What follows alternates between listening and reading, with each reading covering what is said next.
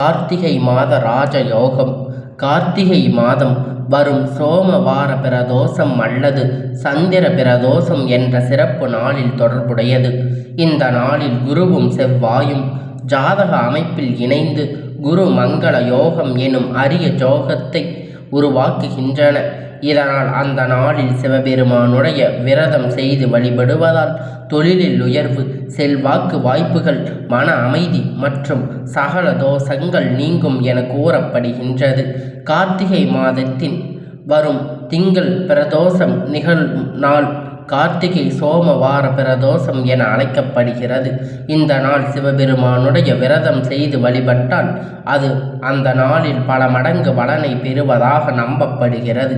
இந்த நாளில் வில்வம், சாந்தி, நெய், தீபம் போன்றவற்றை அபிஷேகமாக செய்ய வேண்டும்.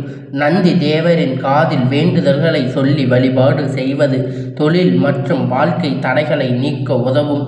இந்த நாளில் சோம பிரதோஷ நேரத்தில் ஜாதகத்தில் குரு மற்றும் செவ்வாய் சேர்ந்திருப்பதால் குரு மங்கள யோகம் உருவாகி இது ஒரு அரிய ராஜயோகமாக கருதப்படுகிறது. இந்த யோகத்தின் சிவபெருமான் வழிபாடு தொழில் முன்னேற்றம், செல்வாக்கு, வலிமை, சுய மரியாதை மற்றும் மன அமைதியை கொடுக்கும் என குறிப்பிடப்படுகிறது. கார்த்திகை சோமவார பிரதோஷ நாளில் அதிகாலையில் எழுந்து குளித்து தூய ஆடை அணிந்து விரதம் தொடங்க வேண்டும்.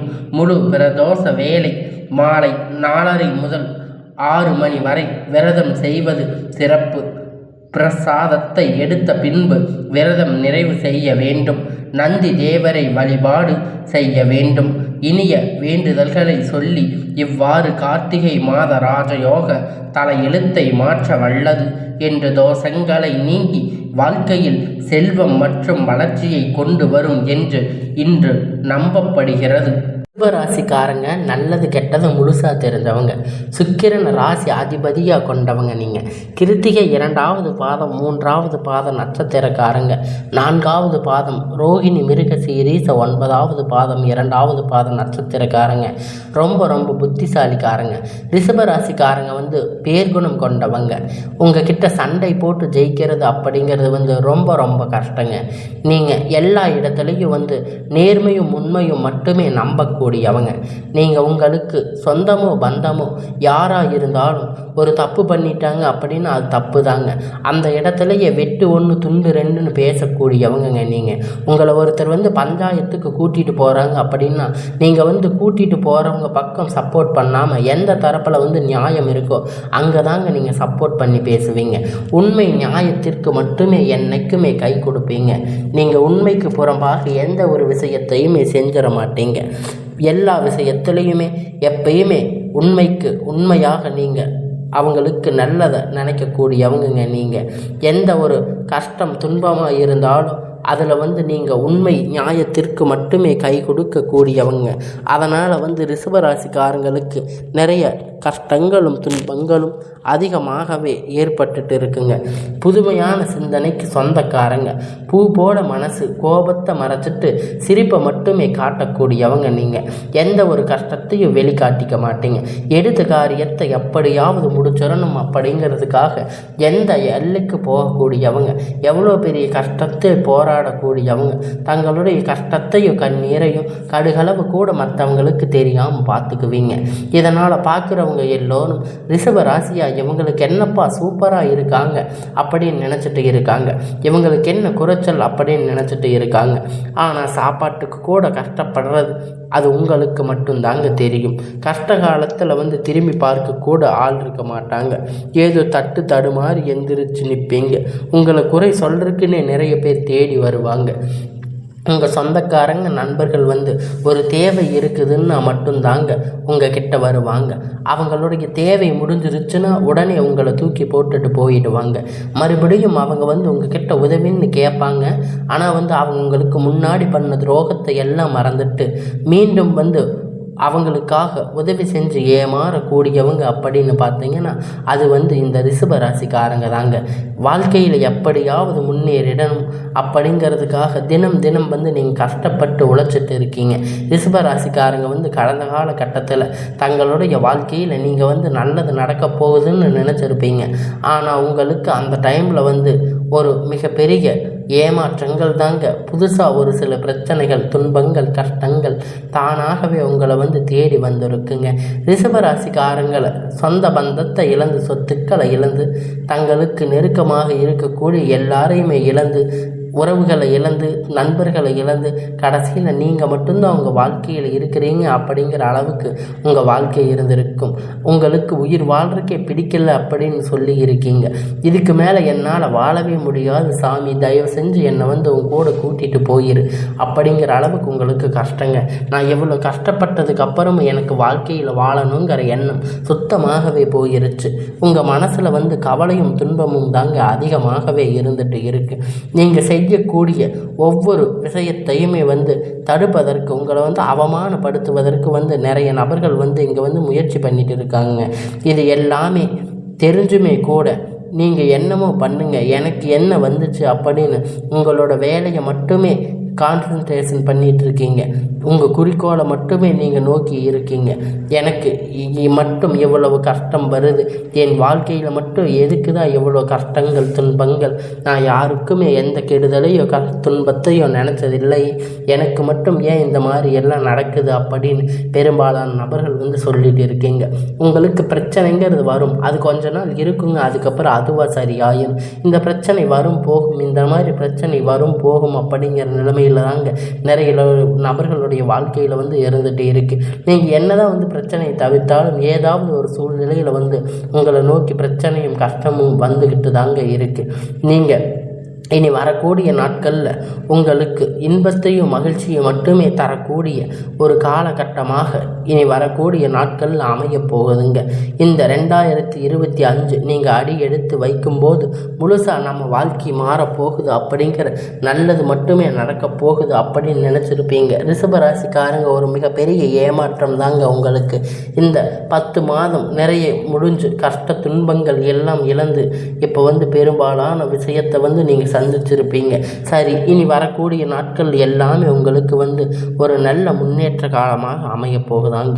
அதாவது இந்த 2025 10வது மாதம் அப்படிங்கிறது முடிஞ்சுங்க.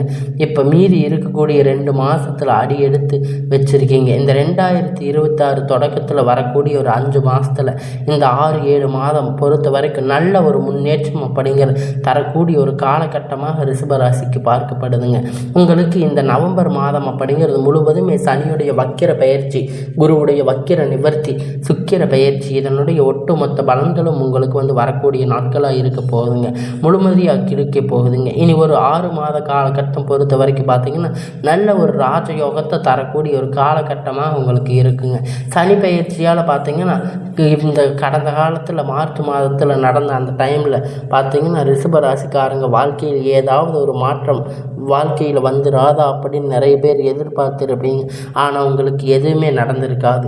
இப்போ பார்த்தீங்கன்னா இத்தனை நாட்களாக மைனஸாக செயல்பட்டு கொண்டிருந்த சனி பகவான் இந்த நவம்பர் மாதம் 8ஆம் தேதி முதல் பார்த்தீங்கன்னா உங்களுக்கு ப்ளஸ்ஸாக செயல்பட்டு இருக்காருங்க. அதனால் இந்த மாதம் முழுவதும் உங்களுக்கு ஒரு நல்ல முன்னேற்றம். இதன் மூலம் சனி பகவான் மூலம் நீங்கள் கடந்த காலகட்டத்தில் எதையெல்லாம் இறந்து கஷ்டப்பட்டு வருத்தப்பட்டு இருக்கீங்களோ அது அனைத்துமே உங்களுக்கு கிடைக்க போகுது. அது ஒரு காலகட்டமாக பார்க்கப்படுது. அடுத்ததாக பார்த்தீங்கன்னா சுக்கிர பயிற்சி. சுக்கிர பயிற்சி கிட்டத்தட்ட மே மாதம் ஸ்டார்ட் ஆகிடுச்சுங்க. ஆனால் இதனுடைய பலன் பார்த்தீங்கன்னா உங்களுக்கு கிடைக்கவே இல்லை. ஏன்னா சுக்கிர பகவான் பார்த்தீங்கன்னா உங்களுக்கு ரிஷப ராசி வீட்டில் இருந்து தான் மிதுன ராசிக்கு போயிருக்காரு. போனாலுமே கூட இது பொது பலனாகவே பார்க்கப்பட்டாலும் கண்டிப்பாக வரக்கூடிய இந்த நவம்பர் மாதம் முழுவதுமே பார்த்தீங்கன்னா உங்களுக்கு இதனுடைய ஒட்டுமொத்த பலன்களும் உங்களுக்கு முழுவதுமாக கிடைக்க போகுதுங்க. அடுத்ததாக பார்த்தீங்கன்னா குருவுடைய வக்கிர நிவர்த்தி, அதாவது பார்த்தீங்கன்னா உங்களுடைய ராசியில் 8ஆம் இடத்துல வர்ணத்தில் ஒட்டுமொத்த குரு பெயர்ச்சி பலனும் உங்களுக்கு முழுவதுமாக கிடைக்க போகுதுங்க. இதன் மூலம் பொருளாதாரத்தில் நல்ல ஒரு முன்னேற்றம் அப்படிங்கிறது உங்களுக்கு கிடைக்க போகுதுங்க. அடி எடுத்து வைக்க போகிறீங்க. நல்ல ஒரு முன்னேற்ற காலம் அப்படிங்கிறது உங்கள் வாழ்க்கையில் இனி வரக்கூடிய நாட்களில் உங்களுக்கு அமைய போகுதுங்க. நீங்கள் இத்தனை நாளாக கஷ்டப்பட்டதுக்கெல்லாம் ஒரு பலன் கிடைக்க போகுதுங்க. கடந்த காலத்தில் நல்ல ஒரு வேலை அப்படிங்கிறது உங்களுக்கு கிடைச்சிருக்காது. ஏதோ ஒரு கிடைச்ச வேலைக்கு 10,000 15,000 சம்பளத்துக்காக வேலைக்கு போயிட்டு இருந்திருப்பீங்க.